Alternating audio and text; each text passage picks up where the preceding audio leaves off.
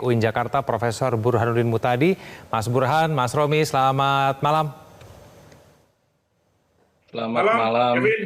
Malam, Gus. Ya, terima kasih atas waktu yang bersama kami di Prime Time News. Prof. Burhan. Saya ke Mas Romi dulu. Mas Romi, Anda dikritik karena dianggap memperdagangkan partai, karena dianggap menyodorkan P3 kepada sejumlah tokoh di luar partai. Mas Romi, Anda sebenarnya ngapain sih?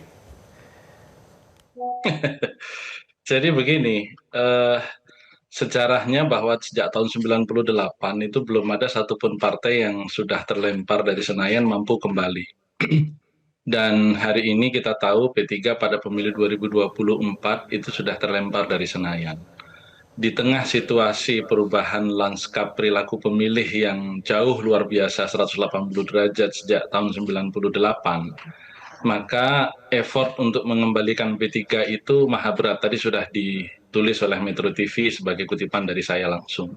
Dan untuk itu saya sebagai pimpinan partai, Ketua Majelis Pertimbangan DPP Partai Persatuan Pembangunan, tentu melakukan analisis yang sangat panjang. Karena saya ini di DPP sejak tahun 2002, menjadi pimpinan departemen, wakil sekjen, ketua umum 2 periode, sehingga saya menilai tidak ada lagi figur di dalam ini yang memang mampu untuk menghadapi effort yang maha berat itu. Kita tahu persis PLT Ketua Umum yang sekarang Pak Mardiono itu kader dari bawah. Beliau mulai dari DPC Cilegon, kemudian masuk ke DPW Banten, kemudian menjadi Wakil Ketua Umum saya, kemudian menjadi PLT Ketua Umum. Toh itu pun ya yang secara logistik Pak Mar itu juga memiliki kekuatan, ternyata 2024 kemarin kita kalah bersaing dengan partai-partai lain. Tentu banyak aspek ya, bukan hanya ketua umum saja. Nah karenanya memang kemudian saya mencoba untuk mengkontraskan analisis ini dengan kebutuhan partai. Dan saya lihat beberapa tokoh dari luar sangat mungkin untuk memimpin P3 ke depan. Kita tahu bahwa hari ini apa yang sudah disampaikan oleh Bung Henry Satrio tadi sangatlah benar. Saya sudah menyampaikan juga di beberapa kesempatan, hari ini biaya politik sangat tinggi. Sehingga logistik itu menjadi salah satu faktor yang penting untuk pertarungan sebuah kesempatan politik. Dan kita tahu juga bahwa hari ini toke saja tidak cukup, artinya logistik saja tidak cukup, tetapi tokoh juga menjadi sangat penting. Yang ideal tentu adalah tokoh sekaligus toke istilah saya. Jadi dia memiliki elektabilitas, popularitas sebagai tokoh di satu sisi, tetapi dia juga memiliki kecukupan logistik yang memadai. Tetapi mencari tokoh seperti itu tidak mudah. Itulah kenapa kemudian kita tahu persis 2004 Pak SBY itu hanya berbekal ketokohan saja, saat itu kemudian mendapat dukungan terbesar untuk sebuah partai politik yang pertama kali ikut pemilu dibandingkan partai-partai lain yang datang sesudahnya. Kenapa? Karena ketokohan. Nah tentu kita mencari itu. Ketika saya bertemu dengan beberapa tokoh, saya menyampaikan bahwa ada 3 peluang konstitusional yang bisa digunakan sebagai prospek. Pertama, bahwa PT berdasarkan putusan Mahkamah Konstitusi pada tahun 2029 itu ditetapkan antara 1 sampai 1,5%. Tentu ini peluang konstitusional. Artinya dengan angka 3,8 kemarin itu P3 sudah bisa masuk tahun 29. Yang kedua, presidensial threshold sudah ditetapkan 0%. Dan ini tentu juga peluang untuk sebuah ketokohan bisa mengangkat dengan kotel efek ya, dengan efek ekor jas untuk bisa mengangkat sebuah partai politik yang dia pimpin. Dan yang ketiga adalah kenyataan P3 ini di tingkat kabupaten kota suaranya masih 8,3 juta. 2,3 juta lebih besar dibandingkan dengan threshold yang kemarin menjadi syarat 4%. Hanya nasionalnya saja yang kita kemarin itu 5,8 juta, sehingga kita kurang lebih 182.000. Sehingga saya bisa katakan bahwa 3 peluang konstitusional ini sebenarnya sangat membuat P3 masih sangat seksi untuk bisa kembali ke Senayan ke depan. Berbeda dengan partai-partai lain yang kemarin-kemarin terlempar dari Senayan. Tetapi ini harus berada di tangan yang tepat. Dan beberapa nama yang tadi sempat disebutkan, termasuk Gus Ipul, termasuk Pak Dudung, itu adalah tokoh-tokoh bangsa yang sudah sempat berdiskusi, bukan hanya dengan saya, tapi juga dengan beberapa pengurus P3 yang lain. Kalau yang terekspos hanya saya, ya karena saya menyampaikan. Dan Pak Dudung malah sudah cukup intens, beliau sudah sempat bertemu dengan sejumlah DPW partai sampai dengan Lebaran kemarin, tetapi memang kemudian kita memahami ada alasan-alasan yang disampaikan oleh Pak Dudung setelah Ramadan kemarin, beliau menyatakan untuk cooling down, dan saya kira kita menghormati pemikiran itu, termasuk Gus Ipul. Oke, ya, Dan juga bukan baik. hanya mereka berdua, tetapi juga tokoh-tokoh yang lain.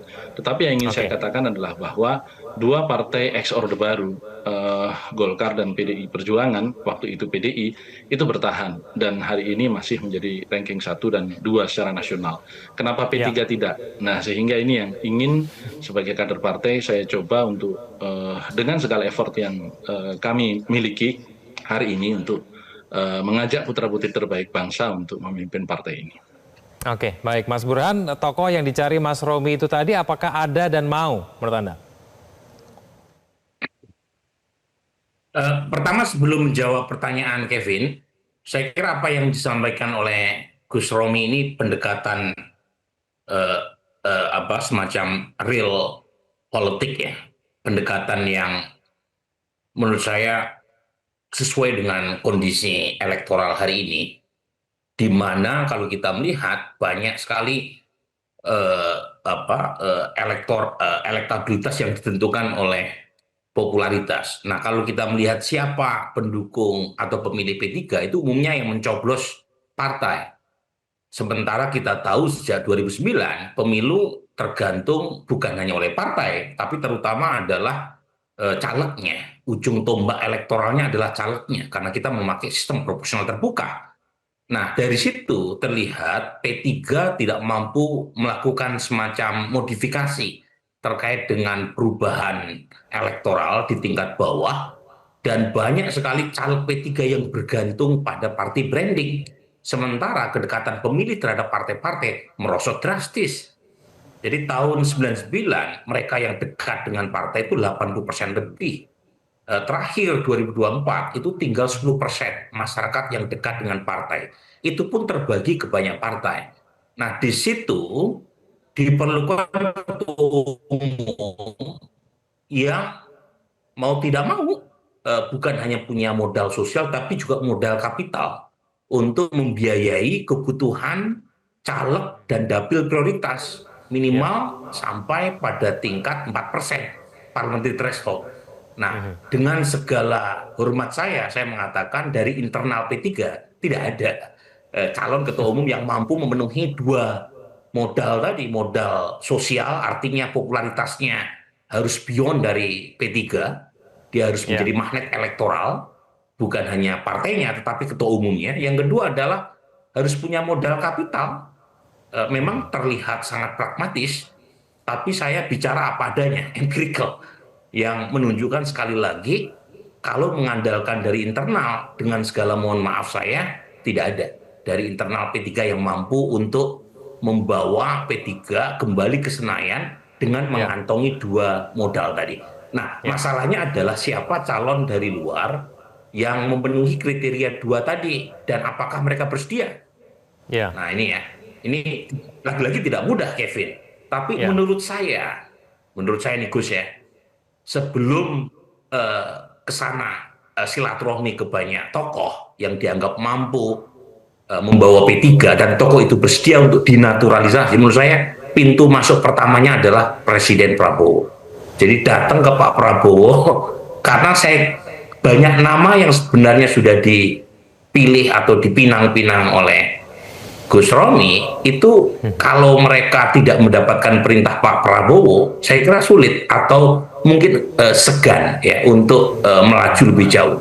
Tapi kalau misalnya mereka sudah diperintah oleh Pak Prabowo, tanda kutip membantu P3, mudah itu mengajak orang seperti Gus Ipul, seperti Pak Amran, karena bagaimanapun mereka tokoh yang sekarang menjadi bagian dari pemerintahan Pak Prabowo.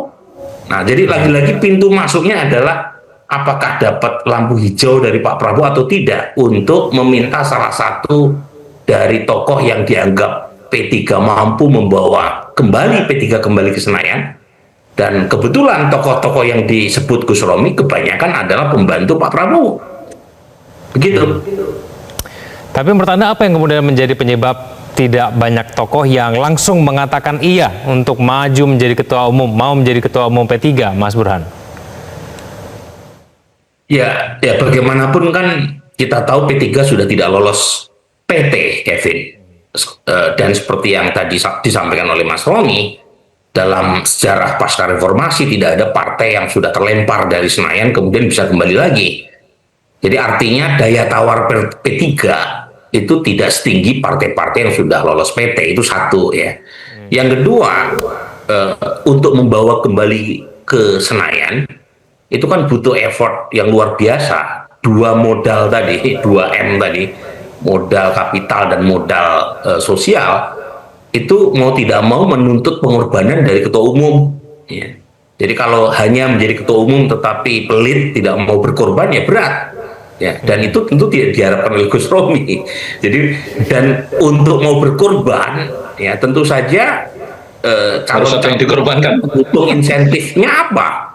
Ya, insentifnya apa kalau misalnya mereka harus mengeluarkan sesuatu gitu ya dari kantongnya, apa insentif yang diperoleh?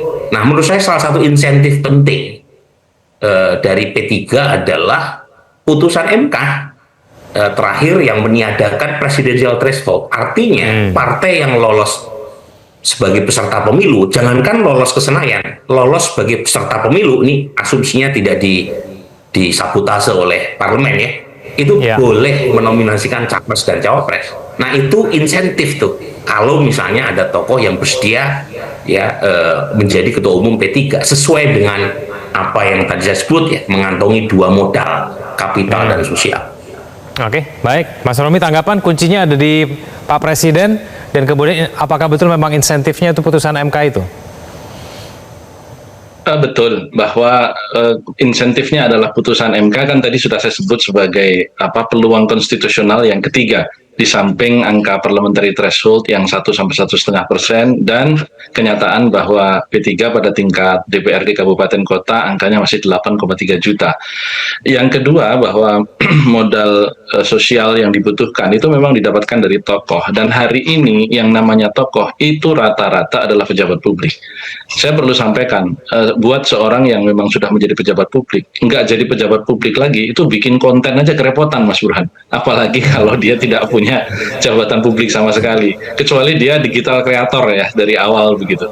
Tetapi saya ingin katakan bahwa kami sebagai partai yang berada di dalam koalisi pemerintahan Bapak Prabowo dan Mas Gibran itu secara politik tentu fatsunnya tetap meminta pamit atau izin begitu ya tentang siapa-siapa yang memang kelak akan menjadi ketua umum P3. Tetapi tentu ketika kita baru mengadakan pembicaraan, baru sekedar formalitas kita berkunjung, tentu belum pada tempatnya kita untuk meminta izin kepada Presiden.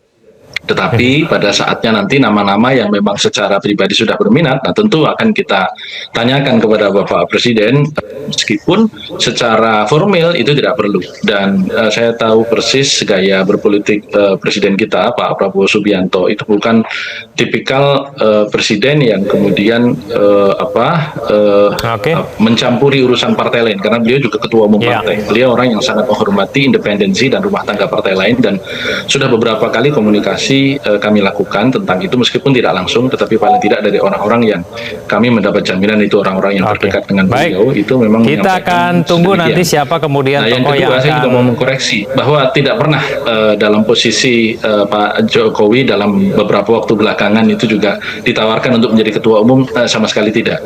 Karena pada saat saya beberapa kali berdiskusi, saya berdiskusi dengan siapapun termasuk dengan Pak Jokowi ya, di bulan Desember, Januari, Februari itu cukup intensif, baik saya ketemu di Solo maupun bertemu di Jakarta.